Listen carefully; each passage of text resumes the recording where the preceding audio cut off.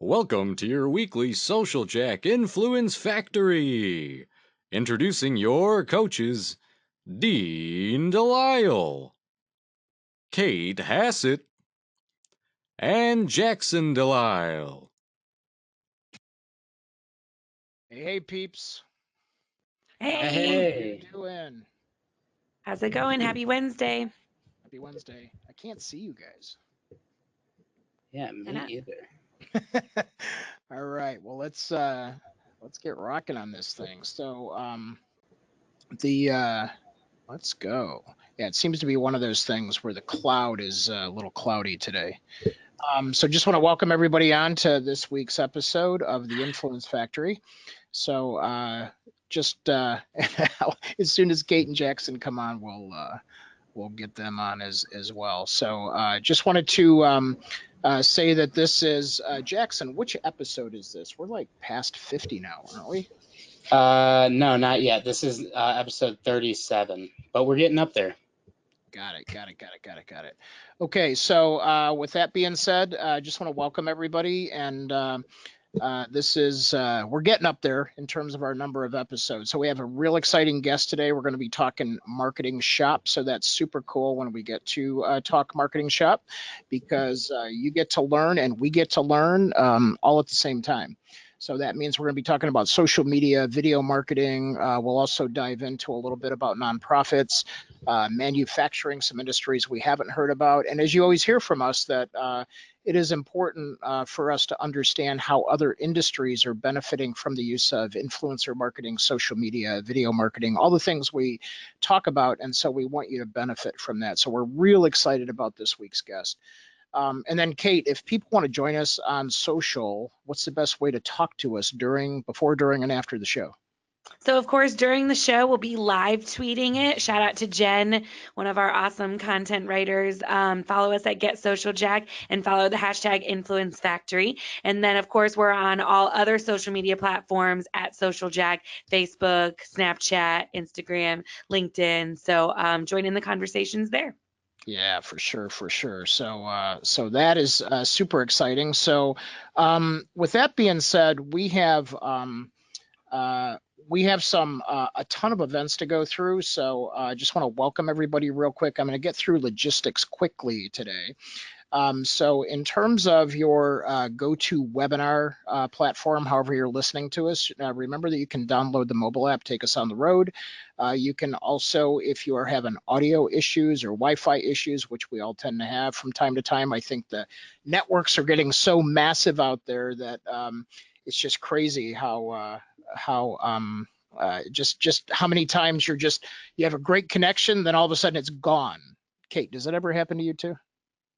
Yeah, I mean, I think I probably have the most technical issues of anyone on this bunch. But you can also call in, don't forget. And Yep. if you're listening or have this podcast going while you're driving, I hope that you are calling in. So yeah, but don't cover up your eyes. We tell you don't look at it. That means don't look down at your phone. So just right. make sure you're just listening. So use those listening skills. Influence Factory carefully, please. Thank you. Yes, and so you just switch between computer audio and phone call. You'll get a nice little access code and a number to call into, and away you go. Yes, Shirley, you're not terrible with tech. You're awesome with tech. Don't bash my Shirley. So there you go. So don't forget to engage and win. Shirley Miller is already playing along. We do give out Starbucks gift cards at the end to those that engage with us the most on social media, as well as in the chat area. So we always ask a question in the chat area. And so if you had, ready for this, folks? So it's a social question. So be ready. There's a questions area in the GoToWebinar taskbar. Those of you that are on with us live can respond to this. If you had only one show to binge watch, what would it be? One show. Ready? Go, Kate. Gilmore Girls. Oh, That is my Gilmore absolute Girls. favorite. They are like so quick and witty. I've seen it probably 8 times and I still catch new jokes when I go back and watch it. So those of you on with us today, type in your favorite show to binge watch. They're all coming in right now. Jackson, go. I think I know. Brooklyn Nine-Nine, right here. Brooklyn Nine-Nine. I was prepared. I didn't even know he was going to ask that. So right, I know. So So I would have to say Jack Ryan's my new fave. It's short, it's to the Oh, point, yeah. it's one of my favorite things, and it's cool. So here we go, a bunch of them coming in. We have Shark Tank. Barry, I'm right there with you. I do like that. Debbie, I made some references earlier today about Seinfeld, so there you go. Jimmy Z, Cubbies in October. So he's No way. That's so he's painful gonna to binge watch. watch. He's gonna have to binge watch reruns. Lee Jones says Blacklist. I heard that's really good. Shirley's Yeah. movies. Shirley, I'm right there with you. I can watch certain movies so over and over again. It sometimes makes people upset. Roger says replay of the Red Sox 2004 World Series. I actually have watched that a few times. Jen's with friends. I haven't heard of this one. VJ says Rizzoli and Isles. Oh, yeah. Oh, Shirley watches Italian Job every time. Me too. I do like that movie. So Miriam says Frankie and Johnny. I haven't heard of that one. And Roger, the Cubs just decided they're going to wait till next year. And so will the rest of us. And Doug loves Ozark. Oh, so we have some good suggestions in here. So Ozark there is you go. good. I just started that. Very good. Yeah. I've seen a Right. couple of those. They're pretty good. Yeah, fun stuff. All right, let's get into some talking about fun stuff here. Let's get into our so Social Jack members. Remember, if you log in, Jackson and the team are uploading stuff every single day. So there's new classes uploaded. These episodes are in there along with show notes as well as downloads and links, and all the news is in there. We have forums. So if those of you that do want to access marketing forums, there's a whole library in there. So you have influencer forums. Kate at Social Media Strategy Summit did an influencer workshop that was brilliant. All those forms are in there. LinkedIn profile intake forms, you name it. Business keyword worksheets, they're all in there. So have at it. Do not forget to do that. And then also discount codes. So we're going to talk about that today as well. So upcoming events. So we have, when is this one? Oh, October 11th, Thursday. That's next week already. How to convert LinkedIn connections to new clients. We're going to show you some new techniques in this. LinkedIn has some new hidden features that we're going to unveil at that event. Blockchain Summit in Chicago. How many people follow blockchain? I'm just sort of curious about this. This is sort of blockchain and AI seem to be like creeping into social media all of a sudden. So I just sort of curious. This is another client of ours, but this is one of the biggest blockchain summits. And if you want to go to this and you want access, yeah, Shirley's like, what the heck is blockchain?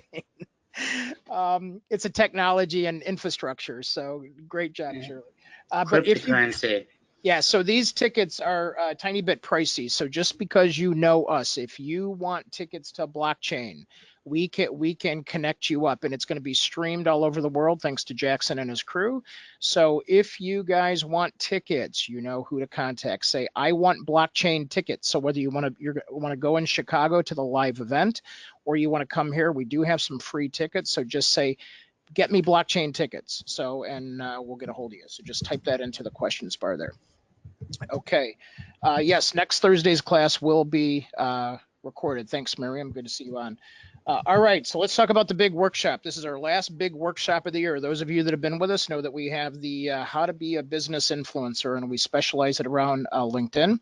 So we're going to show you a ton of new features. We're also going to help you grow your network. So this is going to be a unique class where we don't just help you tell your story, but we're going to help you build your network.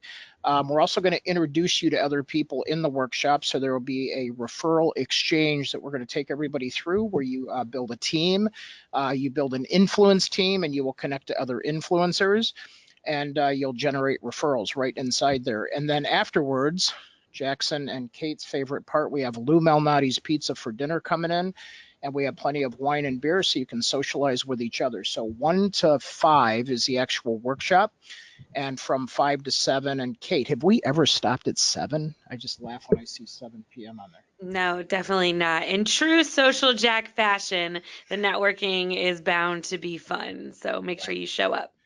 Yeah, so if you And want... business cards. Business cards. Yes, and so I'm giving an extra $100 off before the end of the week. You guys have seen the so you go, Jackson, what's the URL? Oh, socialjackinfluencer.com.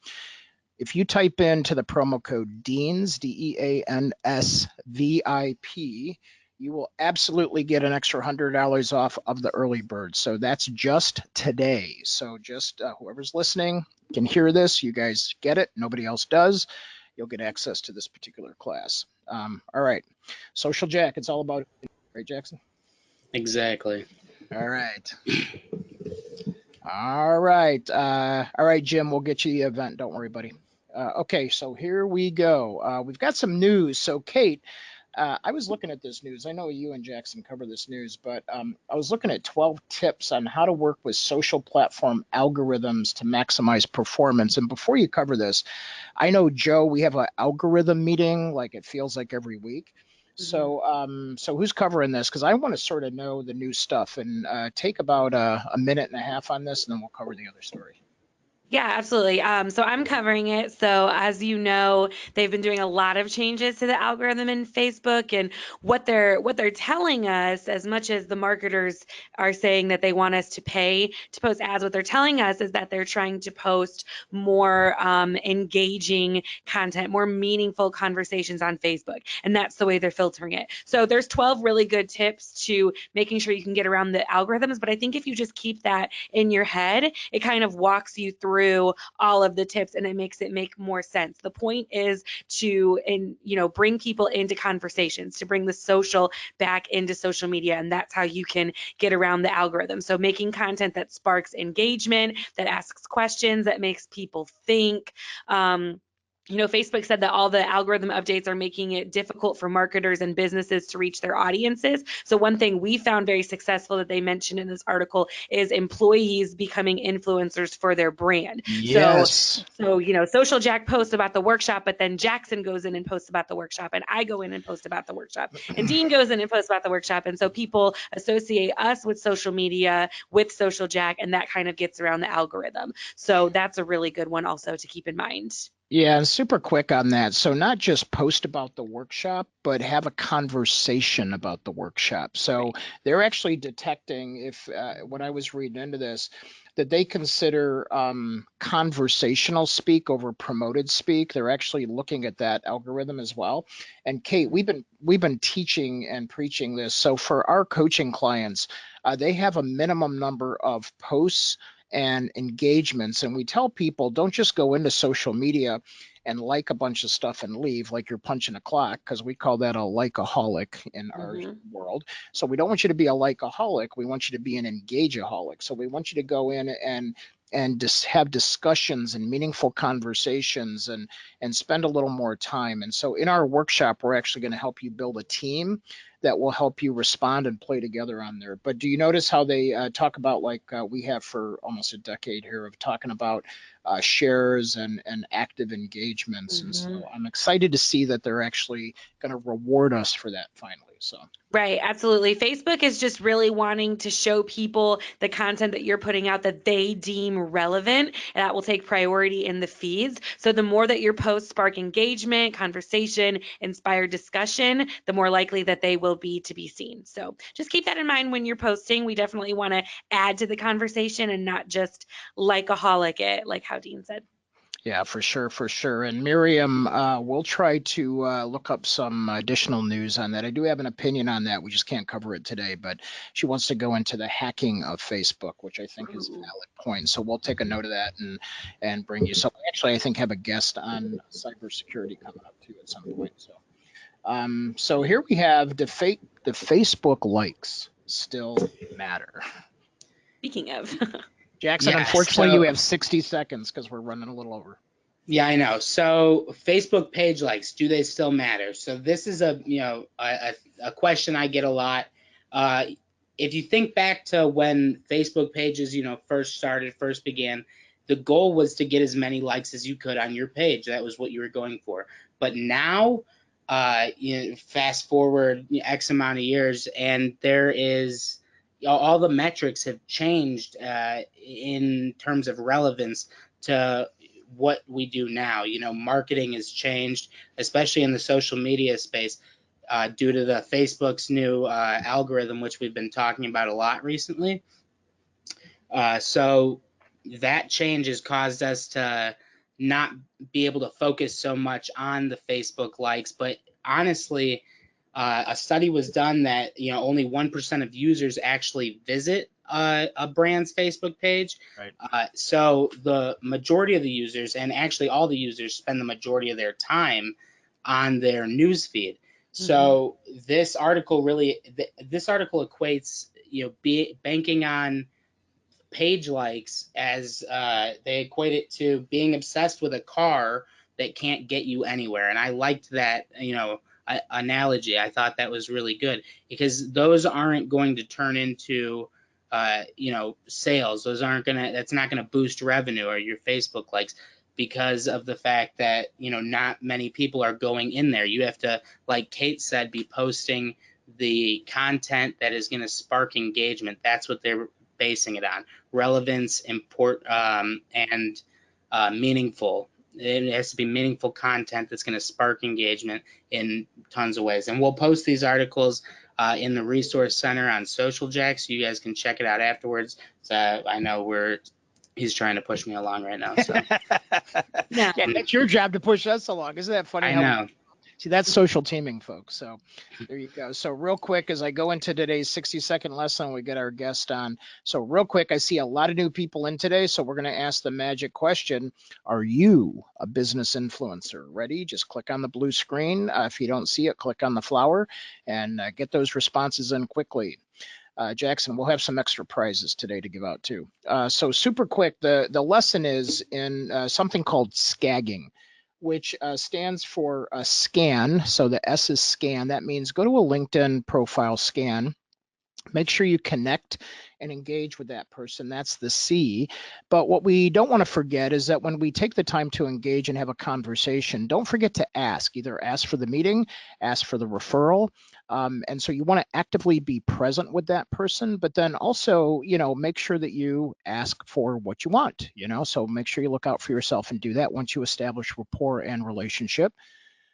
And then the G means get. Make sure you get what you ask for. So anyway, if you want a scagging episode review, just go into Social Jack, log in, and take that lesson. So here we go. All right, Kate, are you ready? Where'd Kate go? I think I lost Kate. All right, welcome back, Kate. All right, so today's guest, we met through Social Media Strategy Summit. Oh my gosh, I think it was, I don't even know when it was. I know it was years ago.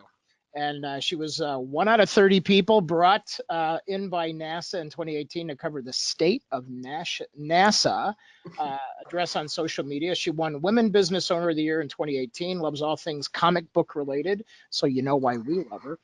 Mother of 3 girls, all 2 years apart, lives in a population in Ohio of 30,000 people and hosts Social Media Week conference in Lima, Ohio. It draws over 250 people. Welcome, Jessica. Hey, thanks for having me. I know. Man, that's what I was trying to think. Like, we've known each other, I don't even know how long. It feels like years. 3 years? Yeah, 3 years. It's got to be at least 3 years. I know, and I heard you speak, and I was like, wow. And so people are already commenting Batman rocks, and so we have DC and Marvel up on the screen. So I knew I was amongst people that I liked and could vibe with. We were talking about how we're into superheroes for sure. So who's your favorites?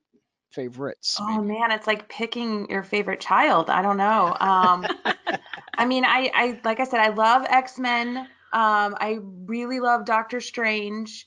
But I really like them all. I don't know. It just depends on which one's new out, and I'm get all into that character and watching it, and then geek out when I take my girls to the comic book store here locally and we relive it all over again. So that's funny. Let's have our guests weigh in.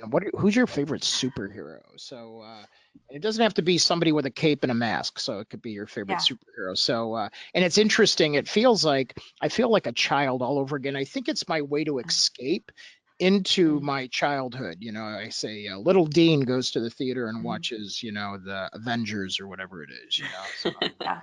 I would like to have Doctor Strange's abilities though. That or Mystique. But I really like Doctor Strange, like what he has going on. It's pretty cool. Yeah, and we've talked about it on this show. I am so into time travel, but we can't even start that conversation. So that's why Doctor Strange fascinates me.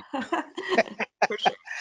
All right. So so tell us a little bit about the NASA thing. So was this like so did this just like come out of nowhere, or was it how you were connected, or curious about that? So a little bit of both. So being in the sci-fi realm that I love, I also love all things NASA and geek out on their social and what they do and how much access that they're giving us to what's going on at their headquarters. So they put out a post and they were like, "Hey, we're doing the state of NASA address. If you can apply to be one of the people that we pick." And they're like, "It's like they said there's 30 people." I'm like, "There's no way I'm getting in there, but why not? I'm going to apply anyway."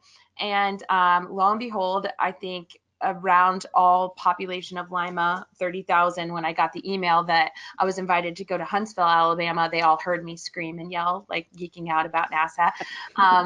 So they flew 30 people in, and it was just people that were passionate about what they were doing, and they had their state of NASA address. And then you got to tour their facilities there to see kind of the behind the scenes of what goes on at the plant. And I really liked it because the plant I got to go to was the manufacturing center. Like each NASA location does something a little bit different. And this one was more like their payload centers where they're sending out like the satellites and things like that. So not only did we get to hear the address and be right there, then we got to tour and meet some of the people, some of the brains behind it, and then share our experiences on social media, which is brilliant for them to get engagement and build relationships with their community. So super fun time, definitely top 10 most cherished memories of my adulthood for sure. Very cool. I'm interested, what are their rules about what they post on social? Because after I saw this, I went and followed them, and they do share a lot of stuff. Do they have a lot of, you'd think like they're a government agency, so you'd think they'd have rules on what they're allowed to share, but they're very open. Yeah, they're very open. I mean, they showed a lot of their process and what they are working on, and not necessarily like, launch codes or anything like that behind the scenes. But really, we got full access, and not only did they have it where they have SpaceX partnerships that are going on as well, where they're trying to become more open and get a wider understanding of what's going on there, because they need buy-in and support from communities that want to see more investment and more dollars spent toward their initiatives. So from what I could see, they were very willing to open the doors to anything that we wanted to see. They showed us how things worked. They answered all of our questions, and they gave us full access for the day. So, I mean, we did have to, get clearance, of course, when we went there. So they did some background checks and did their homework and all that. But other than that, they were pretty open. Yeah, that's cool. And I think about the fact of how that really plays out. I mean, as you were talking, I'm like, well, they're running a campaign, aren't they? They're running a campaign. So super smart. Yeah. yes. They get other people to market for you. I mean, and building relationships, and who else is going to want to do that more effectively than somebody that you just are treating like a VIP and saying, "Hey, we're giving you access." You don't have to say anything else. I mean, they're taking it and running with it, and sharing your content and going to continue to be a fan for life. So brilliant on their part. Yeah, and I'm noticing, I don't know if it's maybe just my and I love it too. I'm always been connected to space, and I have a bunch of apps where I can look at the sky and all that cool stuff. Skyview is a cool app, by the way. And so if in terms of I'm noticing more movies about the space programs. Is that me, or is that like, do you guys notice that too? I just saw a couple more coming out. Yeah, no, I see it all the time. And by the way, I was going to show you, my team got me a moon for Christmas because of a space. So it plugs into the computer and then it will light up like the moon. So yeah, I'm right there with you nerding out with this stuff. I'm showing my true colors here. I was going to say, do you have stars on the ceiling too? Like when not in my office yet, but that's a good idea. Yeah. I remember, I think it was Jackson or Sydney's room. We had like the glow in the dark stars, so that when you turn the light off, it was like you could see. As a kid, that was all the rage. Yeah. Now I'm missing those. I'm going to check that out on Amazon later. Oh man. So real quick, when I saw you speak, you're a fabulous speaker, by the way. You should be speaking even more, but I know you want to stay close to home sometimes. But so in that, you know, you didn't start off on stage, you didn't start off being well known, you didn't start off running a social media conference. So can you give us a sense of the journey a little bit about how you went from starting out and then all of a sudden, you know, sort of you felt the catch of being an influencer? Because I think that helps inspire the rest of us as well. Yeah, sure. I don't think so. Rewind. Started working in telecommunications because of the nerd thing, right? Like I've always loved technology, and so I worked for Verizon for 5 years, and then was recruited by a competitor to work with mom and pop shops to help them market their products and our products in their stores and try to compete against the big box stores. That's where I found my love, not only for technology, but for working with small businesses and really helping to understand why somebody's going to come into their store over, going to a big box store.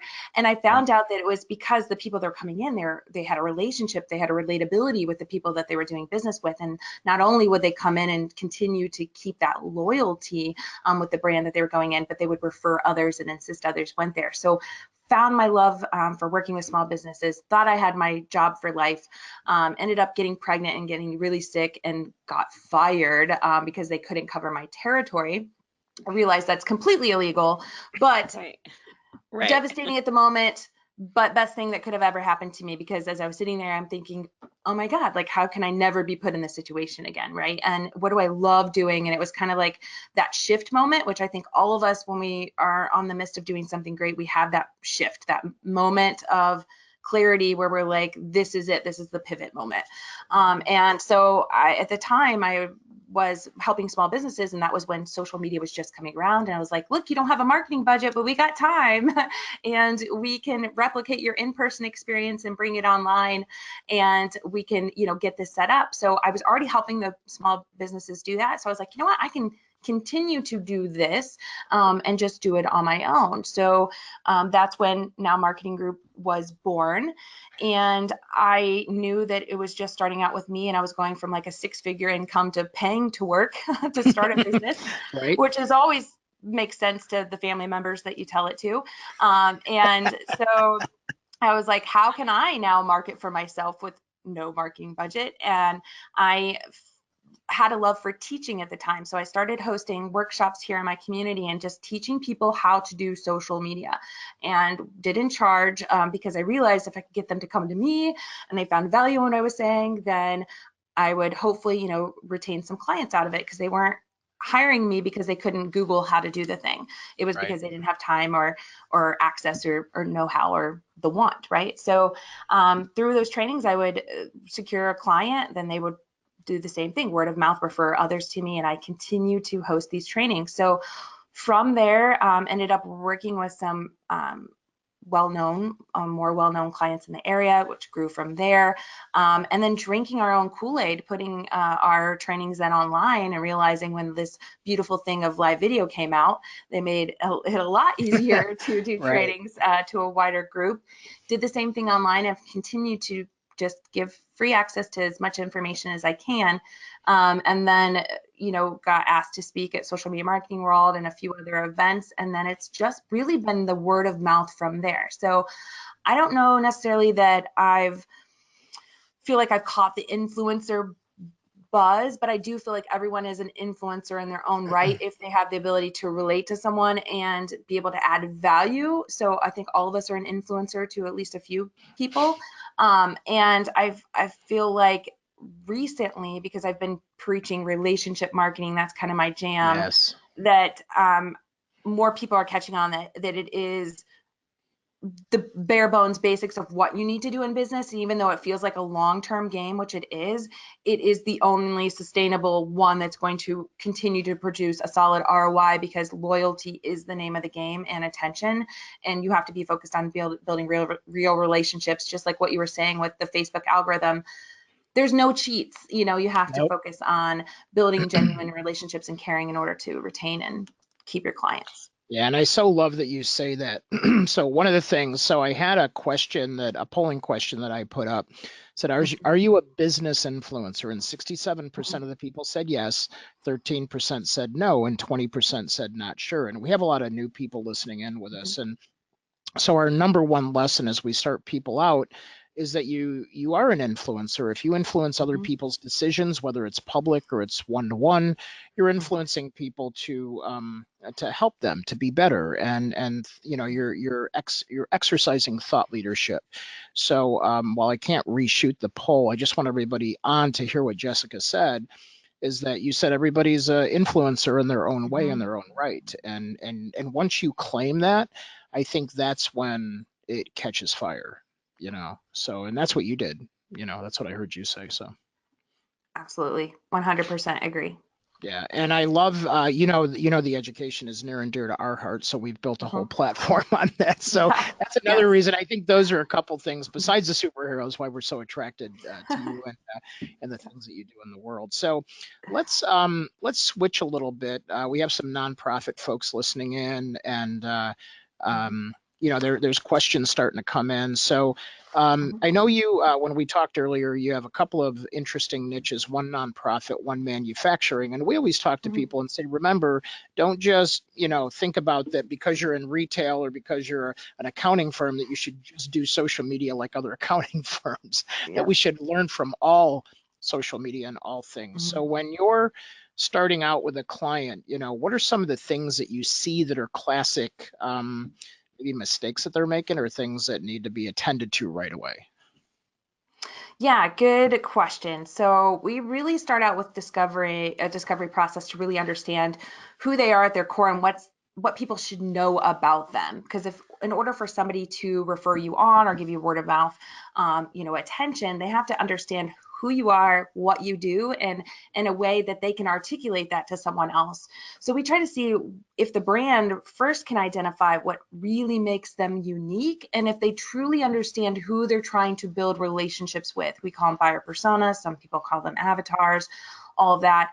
And it's surprising that sometimes that when people are starting out on social, they don't necessarily really think about who they're trying to have a conversation with on the other end of the screen. It's, you know, putting a message and talking at someone, and a lot of it's because we put the word marketing behind the word social, right? And so you think of it as other traditional marketing where it is very much one-way speak and all what I like to call the bullhorn approach. And instead of thinking like a magnet, right? So how can you draw the right people into you and you know, attract the right audience in a way that's going to get them to stick to you? So how can you paint a picture of who it is that you are at your core, making your brand, no matter what industry you're in, your product? If you thought of, I'm trying to sell my brand like I am a product, what should people know about our brand and how could they relate to us, and what kind of audience and what kind of people do I want to work with, want to support us, want to align with, that makes the most sense, where people can get an understanding of who we are at our core. And then how do I paint conversations and put conversations out there that's going to help me build a deeper relationship with my audience and them to understand who we are at our core a lot more. So I feel like the first step is just really taking a pause and understanding who you are, who you're trying to talk with, have a conversation with, build a relationship with, and what do you want them to do? Having that action step, not just set up on Facebook and all these other shiny platforms because you're told that you need to be there, but what is your end game? Like, what are you trying to accomplish by being there? Those are the top three, I would say, mistakes I see. Yeah, that's interesting. And Kate, that's a lot what we see too, in terms of people just don't feel like they're, and you know what I find fascinating about this, is that people seem like they can have a conversation like we're having right now, or in person or networking. And I had a whole group that I was talking to last night, and I said this, and I said, so you guys are the ultimate networkers, but I said, you forget about that social media is nothing more than a networking event, and we should just be having conversations, and why don't we make this easier? Yeah. You know? So And true.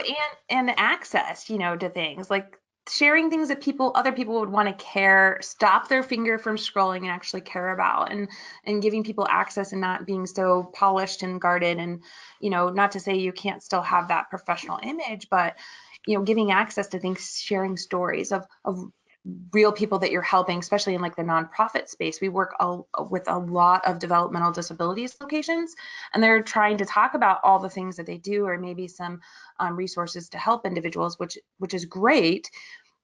But the magic happened when we stopped kind of sharing it from that point of view and shared the stories of the real people that they were helping from the perspective of the SSAs that were there, sharing real stories of real people doing real things and the real impacts that it had from that. That's what people can connect with and really feel something to where they want to get involved.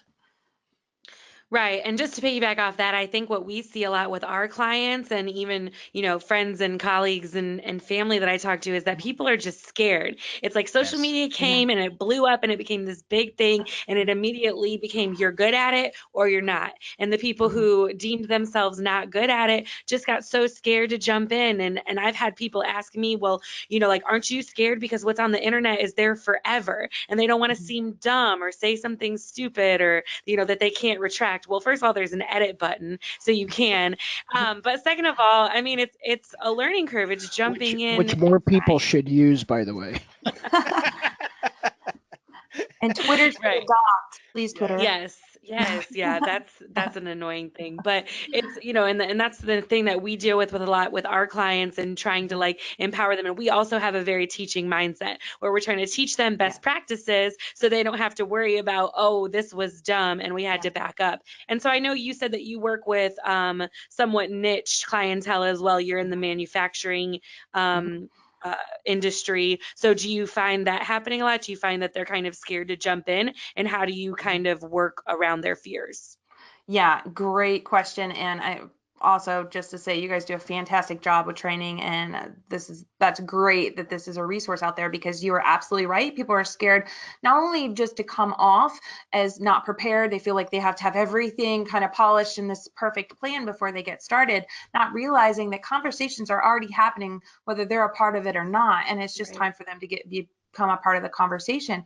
But that and reviews, I think I'm very scared of reviews. Like, what if somebody says something bad? What happens if they say something bad now? Is what we say. Like, you're going to respond. Now you're at least able to do it publicly so people can see how you respond to situations like that. And that can actually really help you, because 8 out of 10 people check out reviews before they're going to a brand. So you want to have them there, and good, bad, and different, so you can highlight who you are. But definitely they're scared because of not knowing what to say. They're afraid that it has to be like a marketing message versus just saying what's happening on the day-to-day and giving people access to who you are. They're afraid of the comments or potential backlash if somebody does leave something negative, which we don't really see that often. But when we do get it, it's actually, we take it as a good thing. It's constructive feedback. And the other thing that they're really scared about is just not having control. Like, I feel like everybody has had this false concept that you have control over your brand messaging, when now reality is your brand is owned by the public's opinion and what people are saying about it. And now you're just joining in on the conversation. I love the quote. They say, your brand is what people say about you when you leave the room. And now it's, what they're saying about you online. You're looking, right? Right. Yeah, so I definitely see those fears. So what we do with them is just talk about how can they be known in their space, and how can they add value, help somebody either reach a goal or solve a problem, and how can we then articulate that online and in all the content that they can share to become this access point of helping someone reach a goal or solve a problem. Just putting that out online and giving people access to who they are, both their team members, what they're doing on a day-to-day basis, and then also sharing like-minded content from others, so they don't have to like recreate the wheel, just like you're sharing about other conferences and things that are going on that aligns with who you guys are and what you believe, and other resources and things that are out there. Same thing for manufacturing. They may have another site that they would want to reference and share maybe stuff on Six Sigma, right? Or other lean practices that align with what they believe are things that they're doing at their plant, and they can share it out, and it gives people another understanding of who they are and helps add value. Yeah, that's huge. And Roger, who's also a trainer that's on with us today, says fear stops action, and I believe it stops engagement, which we're talking about. So Just yes, read that in my book. yes, the War of Art. I was going to see if yes. Literally just read that, and you are so right. Yes. Yeah, and what's interesting, actually, I'm going to add it back in, Kate. I used to have the top 5 fears, and I did a survey and a study on this, and it was just fascinating because I study a bunch of neuroscience and human psychology, and so it just always surprised me. And we deal we deal in legacy industries, so we have. We have banks and law firms and accounting firms and practice management firms and advise business advisors. And so, I came from that space. And so in that, it's like they've done things the same way for so many decades. And that's what when you said manufacturing and even nonprofit, I started off with some nonprofit clients, everything as well. So they've been doing things so long. It's almost like they couldn't break out of that thing that this was a new way to talk to people or have a conversation. And that's still, I think, the battle that we see today. You're so right. Yeah. There is a lot of that. Well, it's been working for years, and just the idea that everybody still knows who we are. And there's just a big shift that's happening where new people are taking on those roles, in the company. And even though you've had great repertoire with somebody else, and, you've built a relationship, which is great, the new generations like to do some research and sometimes like to shake the boat a little bit and make a lot of changes.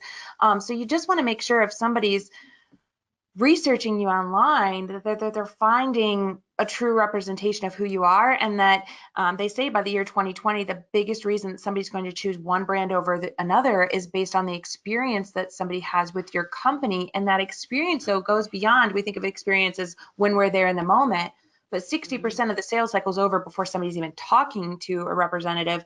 The experience starts by them searching, what do they have access to on your website? What kind of flow, do you have on your website? The accessibility, is it a frictionless process? Like, are you reducing the friction online for somebody to be able to get to you, get the information they need, get in contact, find out the answers to their questions, and then be able to stay connected with you long term? And then hopefully you start, keeping those relationships strong with the audience and the clients that you have now, so you do keep the loyalty from here on out. Because we're doing business with businesses that are further away from us. It used to just be, who we knew in our communities. Now, I mean, even though we have access to everything, but the world, is smaller. We have access literally to anything and everything we need at our fingertips. Yeah, I think. Go ahead, Kate. I was going to say, I was going to change the subject. So if you have a comment, you can throw it in. I was going to say, just piggybacking off of that, I'd really like to talk about the relationship marketing aspect, because so you have this now marketing group, and you're in this little town, more or less, and you've brought the influencers to you, and you've become, your influencer in your own right in your own town. And now, with your education platforms and with the internet and with the ability to be able to spread and make your message more known, how are you still cultivating those relationships with your clients, even though they might be farther away? Like, what are any tools or tricks you have for doing that? It's not like you can just pop in the car and go visit somebody in Alabama all the time. So what are you doing? What's the airport's like? What you said, 2 miles away? Or no, 2 hours away. 2 hours away. If only 2 miles away. Yeah. No. So great question. A majority of our clients aren't in our hometown. Like, we do a lot of training with them, but the retainer and the clients we work with on a long-term basis are in bigger cities. But so great questions. The first thing is we have access to pretty much everything to get the process started online, and we kind of drink our own Kool-Aid. Like I said, we don't have a sales rep. We are practicing what we preach.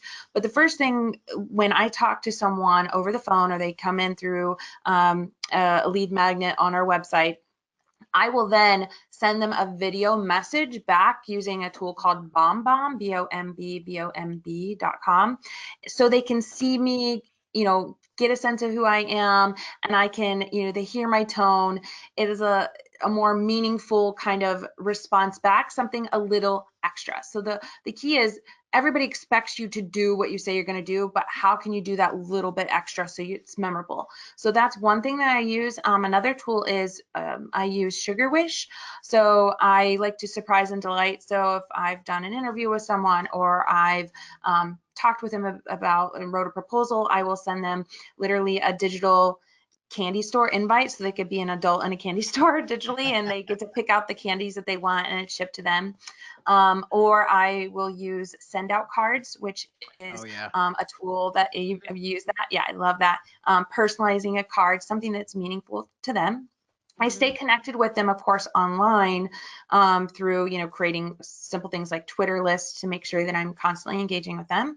I use a tool called Cloze, C-L-O-Z-E, to make sure that if I have not touched base with somebody in a while, it keeps tabs on the relationship and how, like, if I haven't talked to somebody in 30 days or something, it'll like ping me, because even though I may have had contact at the beginning, they may be working with another team member, but I still like to stay in touch and contact with all the clients that we work with.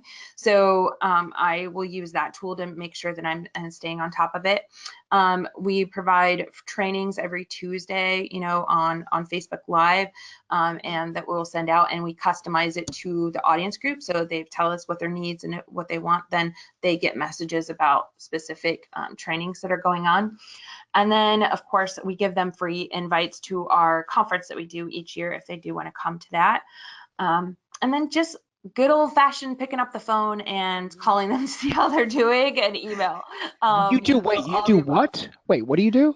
It's like this buttons that you can push, and then like it rings and stuff. And Okay, like we'll play this in Friday's real marketing. time, like it's real time. I know. No, and it's so good that you say that, because sometimes I feel myself feeling like I'm too busy, and I hate saying that, because it's only time.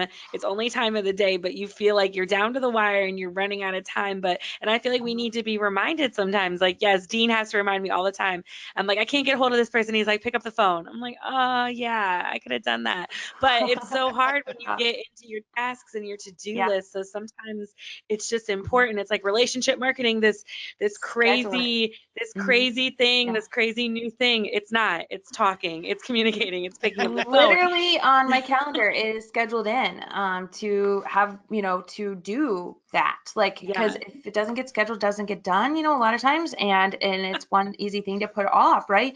But just like even the littlest things, like if you're responding or replying on social, saying something that's shows that you took time to listen or to notice. Like I was telling you guys, I was listening to your episode before, and I wanted to bring up something that you would have known that I listened to that episode, right? Like, so little things that you can point out that people know that you took notice of what they're doing. Yeah, very cool. Yeah, and we'll take a couple questions here in a minute, and don't forget to. It looks like we have some new people engaging too. Look at that. Yay. So it's funny. We have a rule that says 2 email exchanges and pick up the phone. We've had that rule forever, and sometimes we don't do it, and then somebody will jump in and go pick up the phone. They'll even remind me. It's like we're at 2. Pick up the phone. Yeah, it's funny. That's funny. That's the chatbot rule too. Is it? Bots are all the rage. Yeah, they say 2 to 3 general responses and then offer a live agent, because nothing replaces that, and people get frustrated, especially if you're trying to like schedule a meeting or something, right? Yes. Like, how frustrating is it going back and forth?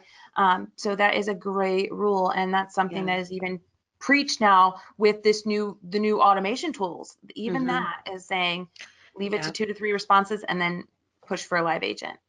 No, I agree. I'm a marketer, and you would think I would love chatbots, but I freaking hate them for that reason, because they just try to go back and forth, and I'll pick up the phone to talk to customer service, but and because of all this work overseas that we're doing, I'm doing a lot of WhatsApp, and I'm just like, oh my gosh, okay. And then people will record the message in there, and I'm like, oh, this is so complicated. Can't we just speak? Yes. Very cool. Hey, we have a question. Shirley wants to know what your favorite social media platform is. Messenger. So, You don't ever hear that actually. yeah. So, Facebook Messenger, I've said this for years, every time I'm asked this question, because I really do consider it as its own platform, and you can do so much through it. And if you think about it, like, majority of us probably have more contacts on Messenger than we do on our phone book and our email combined a lot of times. And I will use Messenger and follow people there. You don't have to be connected with them as a friend, but you can be connected with them, and people feel like it's just like texting. But I use that app a lot to schedule in meetings, to reach out. I set reminders to reach out via Messenger, you know, to check in on people. But that's definitely the one I spend the most time on, I'd say. That's interesting. I think that's the first time we've ever gotten that answer. That's awesome. Very cool. Yeah, and then Roger asks, how do you take a person from meeting them to an influencer? That's an interesting question. What's your, you know, what do you think, Jessica? I mean, what's your short answer? Meeting them to influencer? Yeah. So they would have to provide value in some respect. So if you're meeting someone, how are they adding value? So depending on if you're asking if you become the influencer to them or vice versa, but I would say if it's you, if you're asking a question from you, like how do you become an influencer to someone else that you just met? Think about that person and how you can provide extreme value without thinking of anything that you're going to get back in return. Just think, how can I add value so much so that somebody would be willing to pay for it, but I'm not asking them to. And by doing that, they're going to take notice. You're going to be memorable, if that's a word, memorable. Memorable. There we go. There we go. Memorable to them, and they'd want to share you on, and you've influenced them in some way to hopefully make a change or an impact in what they're doing. Yeah, and I think, I want to make sure people don't overthink the influencer piece, because we've always been influencers. We're just sort of externalizing it a little more than what we have. And this piggybacks on another question that came in from Julie. So when you were talking about doing your video and educating and doing the thing, a lot of people think I think that whole fear curtain comes up, and people are like, wow, she's way out there, and you know, what did she do? So you want to just give us a simple, like, maybe first 3 steps to take to get to doing a video or shooting something out there? Yeah, so full transparency, like, I had a videographer, and I was like, we're going to do this video thing, right, and early on. And then I'm like ready to go. I'm all hyped up. I get a little excited about stuff. And then the camera goes on, and I'm like, I can't talk. Like, and this went on, and I was like, dang it, I need to get these videos out. So literally, instead of using all of his high-tech awesome equipment and what he has going on, even to this day, I started out just doing screen share videos, because that's all I could tolerate of even just hearing myself. I didn't want to see myself on camera, and just did quick tips on, here's how you build a Facebook page. Here's how you do this. It was built in to my computer at the time. It still is. If you have a Mac, where you can, you know, use QuickTime and make some quick little screen share videos or something that's helpful. Then I graduated, after I got comfortable with that, to doing some live interviews back in the Blab days. I don't know if anybody in here remembers Blab. Rest in peace. Oh yeah. And got a little bit more comfortable there with having another person that you can kind of bounce things off of. And then that was all a built-in tool as well. And then graduated from that to then doing Facebook Lives, where it was interview. And then, you know, just getting now more comfortable where I would do videos with a videographer, where it's like, it's all on you, right? But it is super scary. But the camera works both ways, on your phone or, you know, on your computer, where it doesn't always have to be facing towards you. It can look at something else. So you just think about, how can I add value, whether that's entertaining, educating, you know, whatever, sharing other experts. Maybe you're interviewing somebody else that you respect in the space that could still provide value, and putting it out that way. Yeah, that's awesome. I And have one more question. Oh yeah, go for it. Okay, so this is kind of like a wrapping up question. So if there's more after this, let me know. But you kind of jumped in on social media when it was super hot. You jumped in on video marketing right when it was super hot, and then relationship marketing, which was like the theme of SMSS this year. That's like the talk of the town. So what's next? What do you think the new hot trend in digital marketing, social media marketing is going to be? I think it's honestly right now it's relationship marketing still, and will continue to be people trying to figure out how they can get permission attention. So attention is permission, right? But how can you earn your attention through craveable content? So content that people are going to want more for or more of. So how can you get that through being real and transparent in your brand, which all still goes back to kind of relationship marketing, but it's people really getting creative with the content that they're producing. And then the other two big things that I've heard at HubSpot's inbound conference, kind of the largest one that they kind of set the tone for what's to come. There's still big talks on chatbots, but it's more on not necessarily the chatbot itself. It's more on being able to provide access to anything and everything that your customer client would want to do with you in person, but potentially being able to do that online and not thinking of things as a funnel. They actually declared the funnel dead, but more as a flywheel. So how can you provide access and value and keep the momentum going of people wanting to refer you on and build out from there by providing a frictionless experience online and offline, whatever that looks like for your brand. Yeah, good stuff. Good stuff. And then we have some other questions, but we may take those up with social media. So if that's okay, just tag you on a few of those. And then so we're going to have a couple of new winners this week, it looks like, Kate. That's always good when we get exciting guests and winners on with us.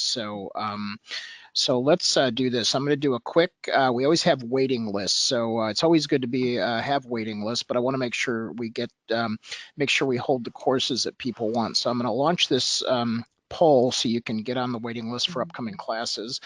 And then Jackson, we have a couple new winners. Who's our new winners this week? Yes. Yeah, so we have VJ Liberatori and Sheehan. Oh, welcome.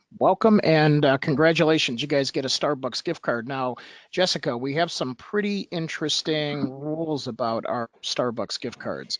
So with that, what happens is when you get the Starbucks gift card, you're to take someone to coffee and share with them something that you learned from Jessica today, and then make sure you teach somebody else what you've learned. So I'd like everyone to type in what's the one thing that you learned today that you're going to take away. Shirley said everyone's a winner with Social Jack. I like that. There you go. And don't forget, we got Coy McDermott on next week. Millennial leadership. Oh my gosh, that's a whole science in itself. So I can't wait to hear more about that. So let's see. People are going to take away relationship marketing. Type that in. Work with Facebook Messenger. Add it back to my phone. Embrace Messenger. Flywheel relationship. I love that. Yeah, that's awesome. So it's good. So Jessica, what did you get out of this session today with us? A lot of good vibes. Like I loved hanging out with you guys. I would say just I love that there's tools like this out here, and I think it's good to remember for all of us that are working with clients that we not only want to provide services for them, but we want them to be able to feel empowered to step in and be a part of the process too. So knowing that there's tools like this out here is a good reminder to then have other resources to refer people to. Yeah, absolutely. And super quick. So I'm sure there's people that you tune into regularly and, maybe marketing resources. We always love to hear those. So who do you have that, you just listen to and learn from? Oh my gosh, I love so many. My favorites are probably Simon Sinek and Seth Godin. Those are probably my two favorite marketers and marketing minds, I would say. But I tune into the Social Hour by Tyler Anderson. I really love his stuff. And then, of course, I love what Social Media Examiner is doing. And I'm very much into HubSpot's training. And then honestly, Facebook Blueprint is fantastic. They always have new trainings offered there and certifications there that are great. Yeah, super duper cool. So, so if people want to connect to you, what's the best channel to connect you on? Sure. Twitter, I'm very active in there. You can go right to at Jessika Phillips with a K, Jessica with a K, or any of them really. But Messenger, any of them. My name Jessica Phillips on all of them except for Instagram. It's Relationship Marketing Jessica. There you go. And we have it up on the screen here for folks that are watching. And Jackson will send up a great follow-up so that you can have all those links and the links to Jessica's website. So we're getting a lot of applause and kudos, and everybody's thanking you for being on the program, as we are, Jessica. So thank you so much for being part of the Social Jack family. We're definitely going to have you back, because we just don't 1 hour just doesn't do it. We just need more. We need more Jessica. All right. So with that being said, I just want to thank you again for being part of the program. And I want to thank all of you that listen out there. And remember, you can get the program on Google Play, what is it, Stitcher, Spreaker, SoundCloud, iTunes. iTunes. So Take it away, no, Jackson. Yeah, right. SoundCloud and YouTube were the only two that he missed. Okay, well, thanks for the save there. So anyway, consume the content however you need to consume it. Make sure you're learning and make sure you're sharing with others. So with that being said, we look forward to seeing you develop your influence out there, and we'll see you on the next program. Take care, everybody. Bye, y'all. Bye.